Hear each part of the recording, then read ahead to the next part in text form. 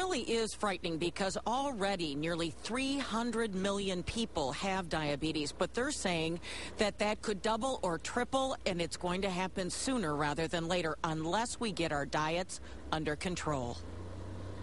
CDC researchers are warning that if nothing is done to improve Americans' health habits and address the obesity epidemic, the number of diabetics could skyrocket by the year 2050.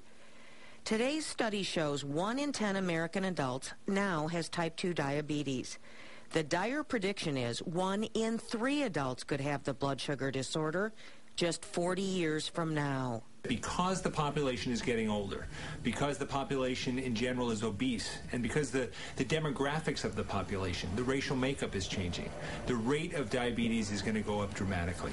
Doctors have been pushing healthy diets and exercise routines to fight obesity and the risks of diabetes. CDC researchers say prevention programs are vital to prevent a diabetic epidemic and control health care costs. Diabetes is currently the 7th leading killer in this country, and it accounts for over $170 billion in healthcare expenditure.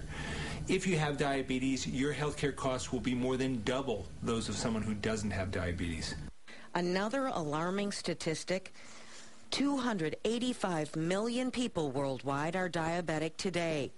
By 2030, that number is predicted to be 435 million people. That's why public health experts from the CDC and other agencies have been calling attention to diabetes, its warning signs, its risks, and the complications. Because it is going to be such a burden on the healthcare industry, but when you look at the burden on families and how difficult it is to deal with, and that it can be prevented with proper diet and medication, they really need to get those points out there and really educate the population about the dangers of diabetes. But again, in just 20 years, it'll be over 400 million people, a real concern. Reporting live, I'm Mary Conway, Channel 7 Action News.